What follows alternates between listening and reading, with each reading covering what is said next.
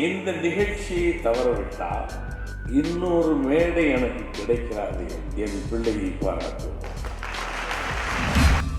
பாக்யராஜுக்கு பெரிய இலக்கியமா பேசலனா கூட நாமளுக்கு கதை பற்றி உங்களே சிரிக்க வச்சு உட்கார வச்சோம். இன்று வரை என்னை பாரதிராஜா என்று பெயர் சொல்லாத ஒரே உதவியாளர். எனக்கு என்னன்னா ரொம்ப I love you so much. நான் சொல்லுவேன், உனக்கு காணும் உரிய இடம் இந்த தமிழ் திரையுலகிலும் சரி கிடைக்காத. இப்போ உனக்கு ஒரே பார்க்குவேன், எதை செஞ்சாலும் வித்தியாசமாக செய்வாங்கிறதே ஒரு பெரிய பட்டம் தானே. எதை பொண்ணாலும் அவங்க வித்தியாசம் அப்படின்னா எதை பொண்ணாலும் தட் இஸ் பியூட்டிஃபுல்.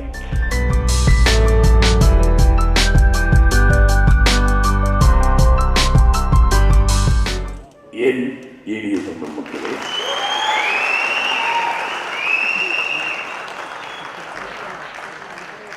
என் சமகாலத்தில் இருந்து சாதனை படைத்த கலைஞர்களே, இன்றைய காலகட்டங்களில் சாதனை படைத்துக் கொண்டிருக்கும் கலைஞர்களே, எதிர்காலத்தில் கனவுகளை சுமந்து சாதனை படைக்கப் போகியிருக்கும் கலைஞர்களே,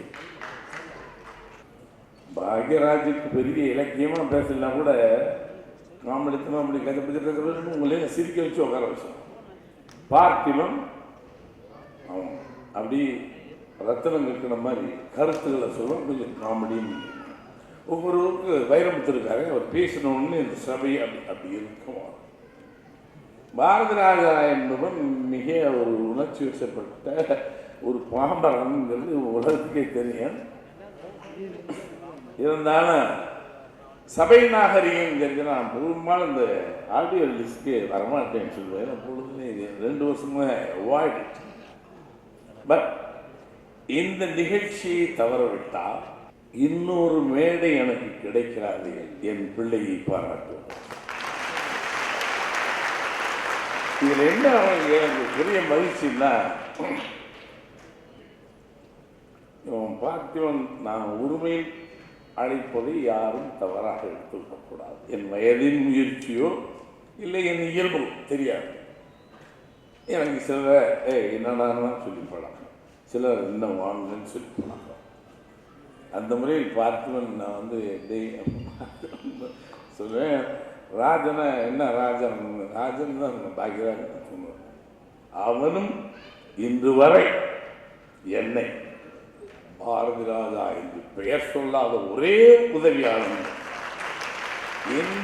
அவன் வீட்டில் பேசுனாலும் சரி, வெளியில் பேசுனாலும் சரி, மேடையில் பேசினாலும் சரி, எங்க டைரக்ட் பேசுகிற ஒரே ஆள். விதை நான் நட்டேன், விதைக்குள் இவ்வளவு வீரியம் இருக்கு. நல்ல விதைன்னு நினைச்சேன், விதைக்குள் இவ்வளவு வீரியம் இருக்கு என்று நான் நினைச்சேன்னு சொன்னால் அது போய் அவன் நினைச்சு கூட பார்க்க மாட்டான். ஒரு காலகட்டத்தில் நாங்கள் எல்லாம் காணாமல் போய் விடுவோம் என்று நினைத்திருந்த காலம் மறுபடியும் முளைத்திருக்கிறோம் விருட்சமாக. மறுபடியும் முளைத்திருக்கிறான் விருட்சமாக. அதை பாராட்டுவதற்கு பிள்ளைகள் சொத்து தகவலே அப்பன் கொண்டுருவான், பெயர் புகழே அப்பன் கொண்டுருவான் அவுரங்கசீப் காலத்திலிருந்து.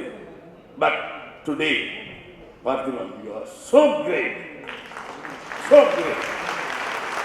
There is no jealous, there is no hypocrisy. You are great.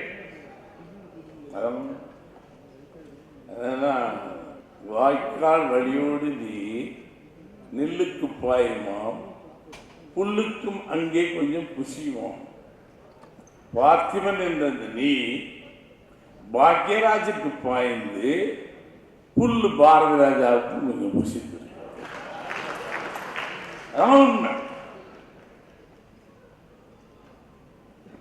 ஏன் மகாராஜாவை பாராட்டு விழா எடுக்கல?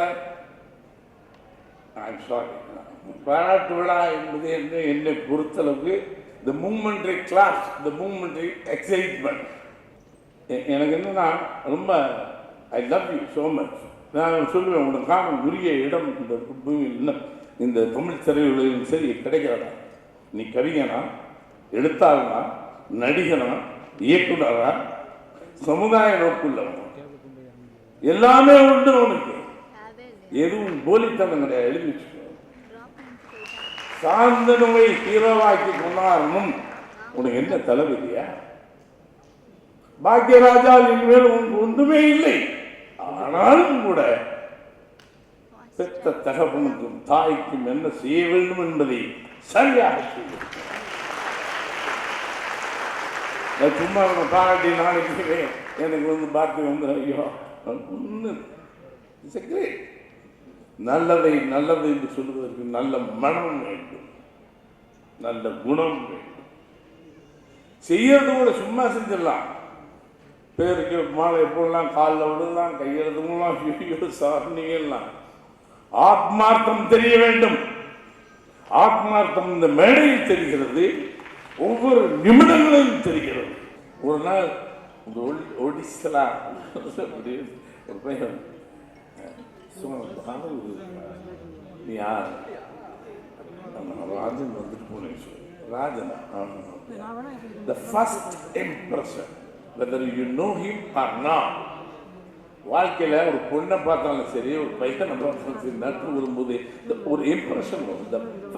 Without knowing anything about his background, ஒரு சின்ன அது என்ன சிக்ஸ் சென்ஸா செவன்த் சென்ஸா ஒரு மனிதனை பார்த்த உடனே பிடிக்கும். முதல் முறையாக வந்து எங்க நின்று அந்த வாசல் அம்மன் கிரீஸ்வரன் பேசும்போது, சார் நான் வந்துட்டு போனேன்னு சொல்லுங்க சார் அப்படின்னா, the first sight itself I like it. அது என்னன்னு தெரியல, still I don't know why. அதுக்கப்புறம் நீ யாரும் இல்லை அவருக்கு தெரியும் சார். ஒரு இந்த நீண்ட நாசி, நல்ல ஒரு ஒடிஷனான உடம்பு, கொஞ்சம் சென்சிபிளாக இருப்பானுன்னு நினச்சேன். வேற ஒன்றும் எனக்கு அசிஸ்டண்ட் இருக்கேன். தென் அவர்கிட்ட பாலவுக்கு சொல்லி எங்க வந்த பின்னாடி ஓகே வந்து பிளான் பண்ணி தான் வந்துருக்கான். என்ன அவர்கிட்ட சொல்லி எப்படியாவது இம்ப்ரெஸ் பண்ணாமனு தான் வந்தோம், பண்ணிட்டான். இதுக்கப்புறம் போகிட்டே இருக்கு. ஐ திங்க் தப்பாக சொன்னோம் மேடம், ஒரு சப்பாடிக்கான ஒரு சீன் சொன்னேன். இதை கொஞ்சம் எழுத முடியுமாயா? அவனுக்கு தெரிஞ்சதை எழுதுனா கொஞ்சம் ஷாக் ஆகிட்டேன். ஏன்னா ஒன்று இப்போ தான் முதல் படம், ஃபர்ஸ்ட் பிக்சரு, அதுலேயே அசிஸ்டண்ட்டே அனுபவம் கிடையாது. அங்கே சம்திங் இஸ் வித் ஹிம் அப்படின்னு நான் சொன்னேன். என் முதலாளிட்ட சொல்கிறேன், ராஜில் சார் அந்த பையனுக்கு எதுவும் இருக்கு சார் வச்சுக்கோங்க. இல்லை சார் அவங்ககிட்ட என்னமோ உண்மையிலே ஸ்டில் டுடே ஒன்று இல்லாமல் ஒருவன் வளர முடியாது. நான் நட்டேன், வளர்ந்துட்டேன். பட் ஏதோ ஒன்று இருக்கிறதுனால இன்னைக்கு எல்லாரும் மேடையில் இவ்வளவு தூரம் பேசுறாங்க. ஒரு 40 ஆண்டு கால சினிமா வரலாற்றில் இன்னும் மறக்கப்பட முடியாத ஒரு பாக்யராஜ். அதான் என்னைக்கு இந்த கேமரா கோடி கிளிக்கீழ் குறைகிறதோ அன்னைக்கு செத்து போயிடுவோம் கலைஞர். இன்றும் அந்த கேமரா கிளிக்கீழ் அதிகமாக இருக்கிறது. ஆயில் உனக்கு ஆயில் கூடும் பாக்யராஜ். இருந்து தயவு சேதப்பட்டு ஒரு பத்திரிகை கொண்டாந்தோம். இவனை வந்து முதல்ல இன்னும் ராவணி கணக்கு படம் பண்ணும்போதே இவன் அசிஸ்டன்ட்டு. இவனுக்கு காவலி பாக்யராஜ் காவலி நான் போய் 2-3 சீனு ஒரு பாட்டு எடுத்தேன். அப்போ இவனை கொஞ்சம் திட்டிவிட்டேன். யாரா நீ கொஞ்சம் வந்து சொல்லிட்டான், சார் சார் நீ யார் இவன் பார்த்து நான் வரலான்னு. அதுக்கப்புறம் பார்த்து நாங்கள் வந்துட்டு சார் நான் இன்னும் இன்விடேஷன் நடிக்கிறேன். நான் வாழ்க்கையில் யாரை வேணால் மிஸ்டேக் பண்ணவே மாட்டேன். ஏதாவது போடுற கேரக்டருக்கு what is necessity, character is more important, there is no face அப்படின்னு. ஃபேஸ் இஸ் நாட் நெசசரி சொல்லுவேன். ஆனால் அன்னைக்கு ஒரு புத்தி எனக்கு ஓப்பனாக சொல்லுவேன், நடிக்கிறியா? சரி சரி சரி. என்ன என்ன புதிய புதிய என்ன படம்? புதிய புதிய புதியப்பா நடிக்கிறானா? தாடி வேற, அந்த புள்ளி மூஞ்சியெல்லாம் ஒரு புள்ளி மூஞ்சி பாருங்க. ஒரு சைதாபாடாங்க, சைதாபாடு தான். இன்னைக்கு இந்த உடம்பை வச்சு ஜெயிச்சதுதான் sir more than 30 years. You believe it? Not with his body, not with his appearance. it is intelligence and the performance and the ability that you have to respect. அதான் நீங்கள் பண்ணிட்டு ஒரு திரைக்கதைக்கு யோசிக்கிறதுக்கு வேற, அது தொழில். ஆனால் சமுதாயத்தில் நான் யார் என்று என்னை எனப்படுத்திக் கொள்வதற்காக இன்று வரை போராடி கொண்டிருக்கிறார். இட் வில் கம், உனக்கு வரும். இப்போ உனக்கு ஒரே பார்க்கலாம், எதை செஞ்சாலும் வித்தியாசமா செய்வாங்கிறதே ஒரு பெரிய பட்டம் தானே. எதை பண்ணாலும் வித்தியாசம் அப்படின்னு எதை பண்ணாலும் எப்படி எழுதுறாங்க, எப்படிலாம் எழுதுறான். எனக்கு சில பார்த்தா இன்டலெக்சுவலாக கண்ணாடி நம்ம ஸ்கூல் நாட்டையெல்லாம் போட்டு தாடி வச்சுட்டு வருவாங்க அந்த காலத்தில். இவனை பார்த்தோன்னே பார்த்துருக்காங்க, சரி ரைட்டு. இன்னொன்று இவன் எழுதுறானா இல்லை வேற எங்கேயும் ஏமாத்துறதுனால யூஸ் ஏன்னு கேளுங்க. சிவபுராஜாவில் அப்படி போயிட்டு இருப்பாங்க, ஸ்ரீதேவியும் கமலஹாசன் ஏதாவது சீன் எழுதியிருக்கோம். ஒன்று தான் சொல்லிட்டே வருவான். சீட்டுக்கு பக்கத்தில் டிரைவிங் சீட்டு பக்கத்தில் உட்காந்துருக்கவங்க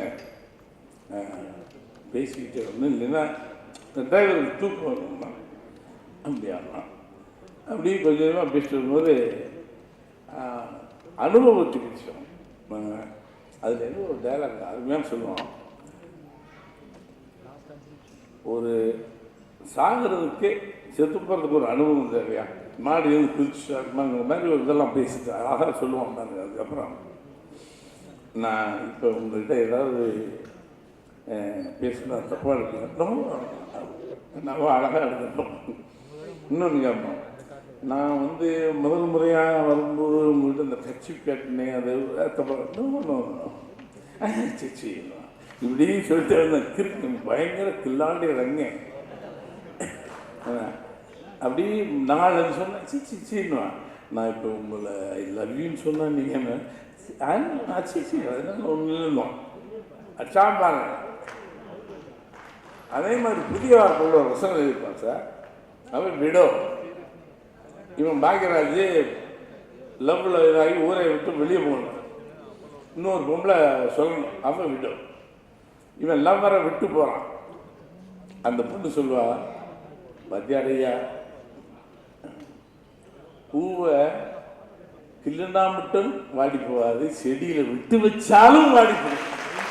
விடோ அந்த காதலை விட்டுட்டு போகாத, கிள்ளுனா சச் எ கிரேட். சும்மா ஒருத்தர் வர முடியாது சார் மேலே. We deserve it for this, all this felicitation. We deserve still more. ஆனால் நான் பெரிய ரைட்டு நான் ஒன்றே சொல்லிக்கிறது வந்தேன். இப்போ நான் அவனுடைய படங்களை பார்க்கும்போது என்னன்னா திட்டுக்கு இவ்வளோலாம் எழுதுனா நாமளே என்ன விளையாட்டுத்தனமாக டைரக்டருக்கு மேலே இருக்கிறோம்.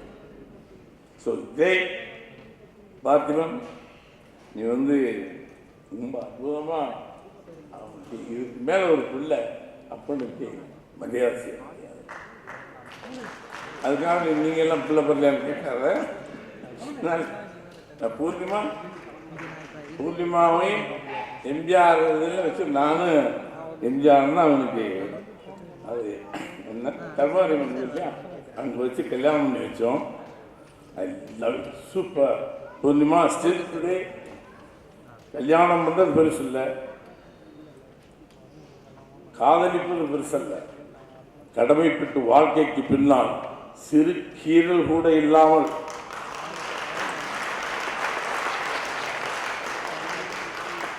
எதையும் ஏற்றுக்கொண்டு விட்டு கொடுத்து, என்னுடைய ரசனை வேறையாக இருக்கலாம், அவனுடைய ரசனை வேற, ஒன்றுக்கொண்டு பரிமாறிக்கொள்வதில் ஜெயித்திருக்கிறீர்கள்.